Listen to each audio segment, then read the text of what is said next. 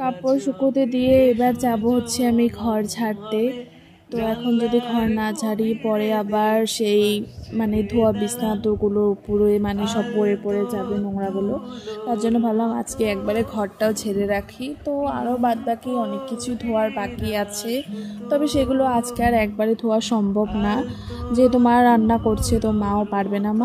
মাও কিছু টুকিটাকি কাপড়গুলো সকালে ধুয়ে দিয়েছিল, কিন্তু এখন তো রান্না করছে আর পরেও ধুলে হচ্ছে শুকাবে না, যার জন্য আর কি ভাবলাম পরে অন্যদিন ধুয়ে দেব। তো যাই হোক, দেখো আমি কিন্তু এক এক করে সব ঘরগুলো ঝেড়ে নিচ্ছি। আর দেখো সব ঘরেই তো ভিডিও করা সম্ভব না, তাই যে 3টা ঘরে পেরেছি করলাম ভিডিও। তো কেমন লাগছে অবশ্যই বলো। অবশ্য কাজ দেখতে ভালোই লাগে, তাই না? কাজ করতে মজাটা বোঝা যায়। গন্ধে ছড়িয়ে দেবে গল্পের সুখ। এই যে দেখো এতটাই রোদের পাওয়ার ছিল আজকে, তোমাদের কি বলবো যে মানে ঘর ঝাড়তে ঝাড়তে আমার বিছানাগুলো কিন্তু শুকিয়ে গেছে, প্রায় 2 ঘন্টার মধ্যেই বলতে পারো শুকিয়ে গেছে। তো আমার ভালোই হলো, আমি স্নানের আগে সব ঘরের একদম ঝেড়ে ঝাপটে তারপরে হচ্ছে বিছানাগুলো বিছিয়ে রাখতে পারছি।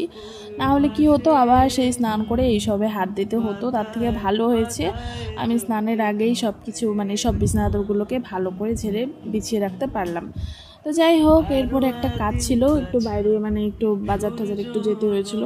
তারপরে দেখো বাড়িতে আসার সাথে সাথেই এই যে ভাইকে খাওয়াচ্ছি, ওর মায়ের হাতে মানে কাকির হাতে একটু গরম জল বা একটা পড়ে গেছে, তো হাতটা ভীষণ জ্বালা পোড়া করছিল, যার জন্য আমি ভাবলাম যে ভাইকে খাইয়ে দিই। কোনোদিন আমার হাতে খায় না, আজকে খেলো দেখো লীলা।